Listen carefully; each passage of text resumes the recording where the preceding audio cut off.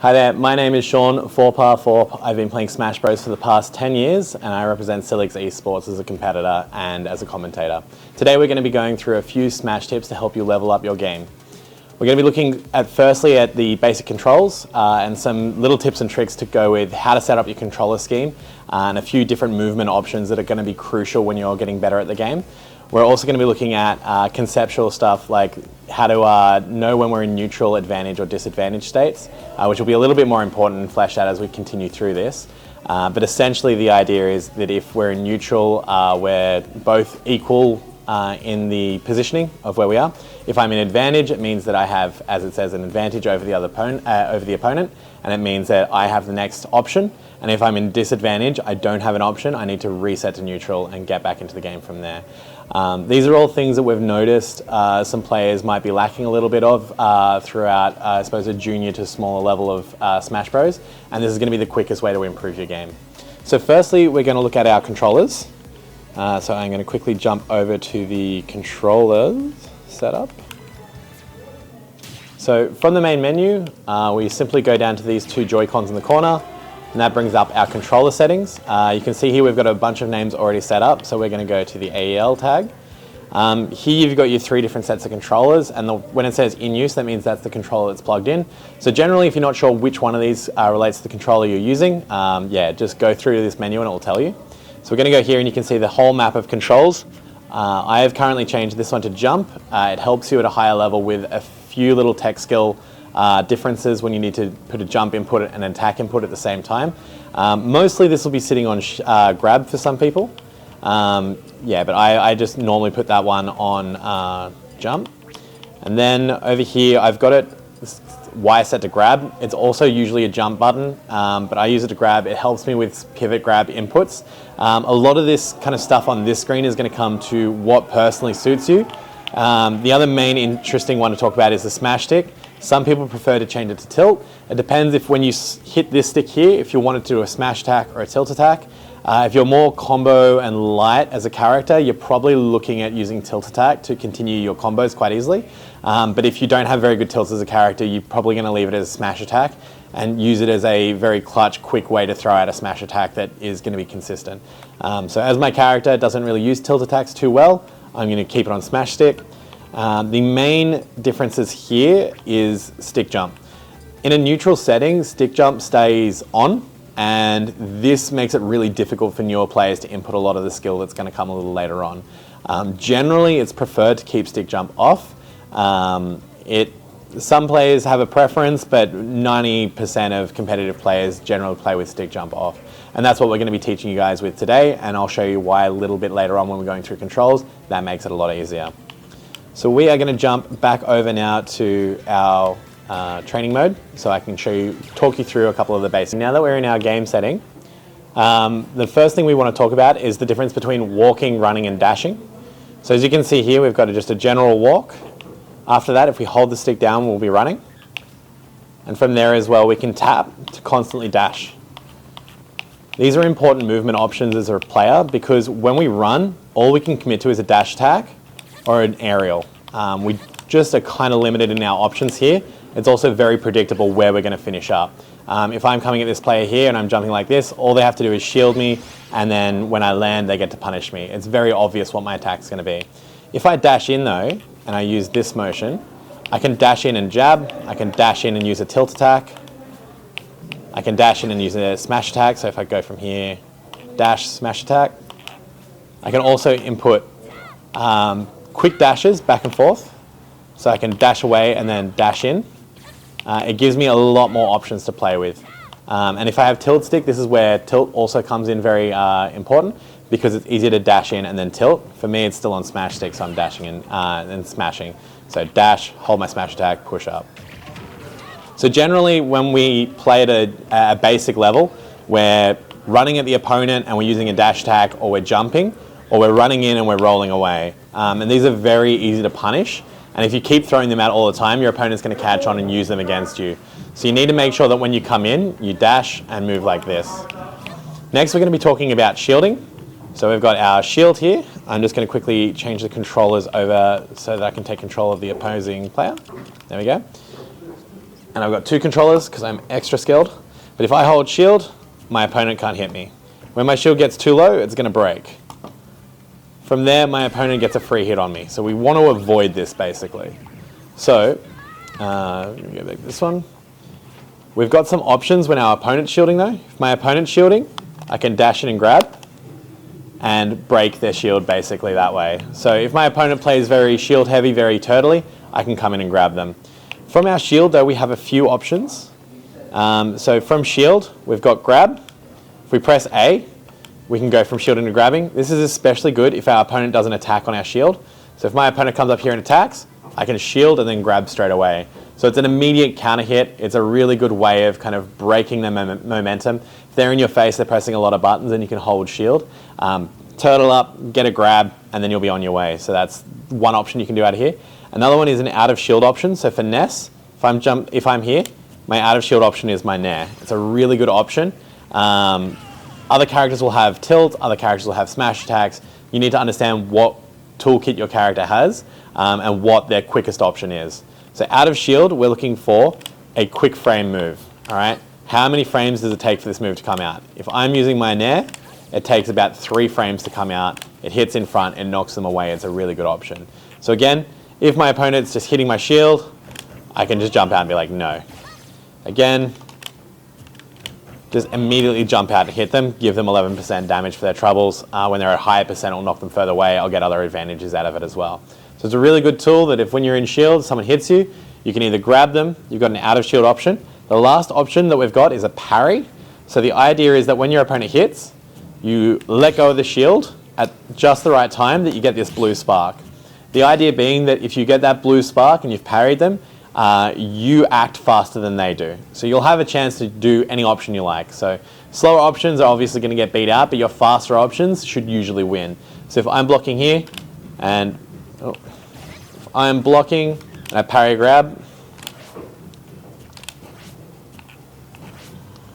again, if I'm blocking and I parry, I can attack instantly. They don't have a chance to do anything about it. So generally you see that a lot in sword characters. This is a tool that they use very efficiently, where they can sit there and shield, parry, and then immediately hit back because they've got long range. So it's a really effective tool in situations like that. Some other options we can do now, so that was options we have as a shielding player. Again, we can shield, we can grab, we can let go for a parry, and we can out of shield attack. So there are options as a shielding player, but what happens if our opponent's sitting in shield the whole time and we don't know what to do about it? Well, as we talked about earlier, if they're shielding, really easy to just go in and just grab them, okay? If they do a small attack, it might break, but generally you're gonna grab before they get a chance to do anything anyway. So it's a really good option. The other option is called a Tomahawk Grab. So if my opponent's here and I'm constantly landing on their shield with aerials, a Tomahawk is just basically an empty jump followed by a grab. This is to bait them out and make them think that you're gonna attack their shield, but really you're landing next to them, getting a grab and starting your combo that way. The last grab we want to talk about is our pivot grab. So I'm going to set our CPU to walk here. He's going to walk at me, beautiful. And so all we're doing is running away and we're snapping back and inputting a grab. So we're getting to walk this way, from here, pivot grab. And as you can see, that range looks really weird.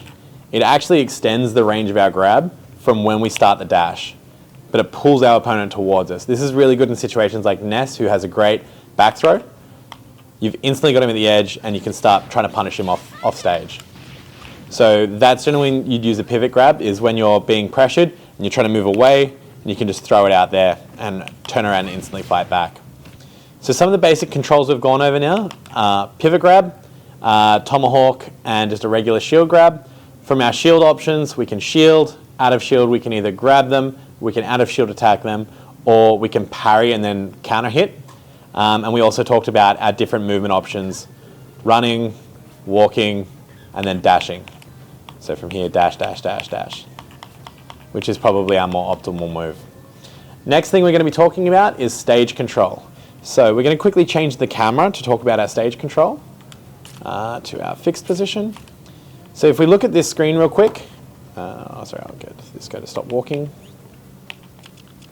So if we look at our screen really quickly, where I am at the moment, I am in the middle of the stage. So generally when we're playing this game, you want your opponent to move towards you, you don't want to be moving towards them. You want to make them make a risk and come and attack you, and you can just sit back and punish them when they come in. So when we talk about holding stage control, it's the player that's on the inside of the stage. Here our opponent's on the left, and I'm between him and the middle of the stage. So I'm controlling him at the moment. He has to come to me. He wants to get to the safety of the middle of the stage. We can set up a few different options to keep them at this side. So if my opponent's here, I want to be basically positioning myself somewhere where I'm cutting off their entry to the middle of the stage, and I can throw up just aerials or grounded attacks to try and just keep them away. So this is the kind of zone I want to be protecting here. All right. There's another question of, should I hold stage control, or should I risk something to go and punish them and go off stage? So if I throw my opponent off here, should I chase them off stage and attack them and try and create something? Or should I sit back here and try and keep creating situations where I can throw them off stage and hold stage control? Generally, it's going to come down to your play style as well as your character selection. But from here, we can throw them off stage, we can fall down with them, and we can just blue them off stage here and come back and easily get a kill. So that's where it can be very effective. It's situational. The idea is that you don't want them to get back up, get on stage before you do though, because suddenly they have stage control and you don't. This is also going to be important when we're looking at our different stages of game. So we've got 3 states of the game. We've got the neutral state, an advantage state, and a disadvantage state. Okay, we're going to start talking about the neutral state, and this is when it is equal. So both players at the moment aren't in advantage or disadvantage. As you can see from where me and the opponent are standing, nothing is happening at the moment, no one is at any risk, and so this would be described as neutral. So if my opponent is standing here, their longest attack is F smash, which is one of the longest moves in the game. As you can see, he walked forwards there and got the hit. But generally, if I'm just outside that range, then I'm safe. So here I'm still in neutral, here still in neutral, here still in neutral. It's only when I kind of come nice and close to him about here, where we're both at a chance to attack, that action is going to happen. So the idea is that we want to be sitting in our neutral position and then moving in when we have an opportunity to attack, or forcing your opponent to move in on you. So if my opponent comes in, then I can knock him back. So the neutral state only exists before someone gets hit. Next thing we're going to talk about is advantage. So we're going to be in advantage when we get a hit on our opponent and they're in a position where they can't hit back. They need to either position back to the stage, they need to position back on stage towards wherever I am, or if I've got them in the air, for example, I'll just get a little bit of damage here. In this position here, our opponent has no real good options. I can just kind of keep chasing them and keep hitting them, and they are on the ground, they have no opportunity to attack me back. So one common misconception about Smash Bros is that players come in and they get hit one time and they go, okay, well I've been hit, so it's my turn now, I'm going to attack you back. But in a lot of examples we can see when you get hit once, the opponent, if they've got a combo that they can do, they can continue going and continue hitting you. All right, so the goal of being in advantage is to get as much damage as we can and push that advantage as far as we can. Some characters like Fox, Pikachu, these combo heavy characters can often push advantage state for an entire stock. They can continue hitting you with up tilts, up airs, and just kind of vortexing you like that to a point where you just take so much damage or you die. That's the idea of the advantage state that we want to push. What we don't want to see is when we get an advantage, so say here I get a grab and do a forward throw, I can't follow up with anything, neutral's reset, I've gotten about 17% damage, I haven't got a lot of positional play, I didn't really get a lot out of that. So I fought hard to win the neutral situation there, and when I got it, I didn't use it very well. So the idea is if I've fought hard and I've gotten him to here, he's off stage, I want to make sure I get as most advantage out of it as possible. I want to go down there, I want to force him out, I want to do more damage, I want to keep him off stage. We're going to quickly set this opponent up now to play as a level 3, so we can explain the states just a little bit better. So he's going to play against me now, and as you can see, I've got him in advantage at the moment, and we've reset neutral. So I've got 14%, not very good. From here, I want to try and attack and get more advantage out. So if I get a fire there, get another one, that's a lot of percent, a grab, he's off stage. He can't do anything in this position, he just has to get back to the stage, and I can keep trying to punish him.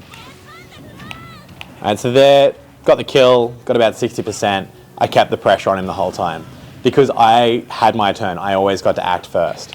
So one thing that we don't want to do is, in disadvantage as a player, is try and fight back all the time. We need to mix up our recovery options and try and create a way to reset the neutral. All right, so if I attack him here, all right, he is not going to fight back. There we go. So hopefully I can get the CPU to attack me a bit. So we've talked about advantage state a little bit. So we're going to talk about disadvantage real quick.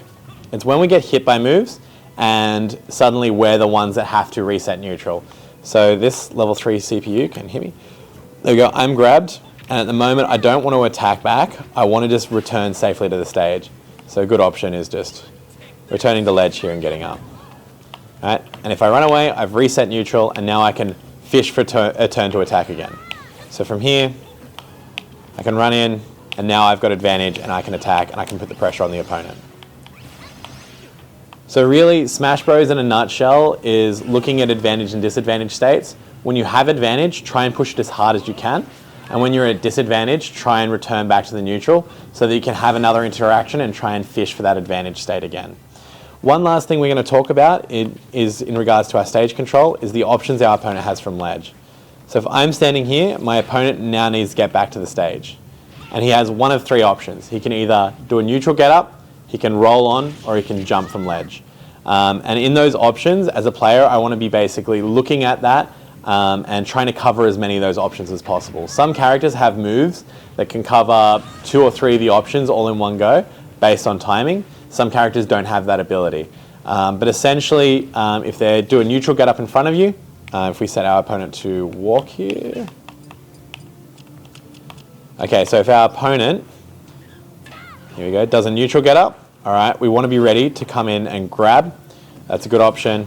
If they get up and you know they're going to do a neutral get up again, you can just F smash. You can do whatever action you like to attack them on the ledge. If our opponent, I'll just quickly set up again. So if our opponent was to roll onto the stage, as you can see, he goes quite far. He finishes up in this position here. So if we position ourselves between the neutral get up and the roll on, we can actually punish based on what our opponent does. So from this position, I want to put myself about here, and as they roll on, I want to turn around and hit them. So we're going to do it one more time with 2 controllers. So from here, as soon as I roll on, turn around and attack, or do a dash grab. So from here, if I'm watching the ledge again, I can dash in and grab. So that's basically how you can cover the bottom 2 options. Ness as a character also has a yo-yo, which is really handy. A lot of down smashers will do this as well, where I can hold down to protect the neutral get up option, and then I can release to protect the roll option. So I can cover 2 options at once based on where they go. The third option that they can take is that they can jump back onto the stage. So from here, they can jump up and we need to be able to cover this area up here. All right, so we don't want to let them get above us.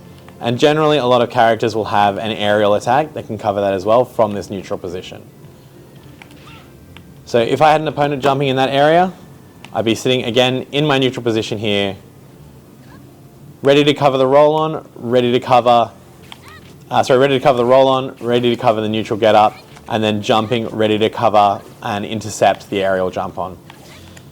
So when we look at our different states of the game, neutral, advantage, and disadvantage, what we want to be looking at is in this state, we're in advantage, we want to force them to pick an option and then keep them at that option as many times as possible. If I can keep my opponent off stage, I'm in a really good position to continue holding my advantage and hopefully getting a stock.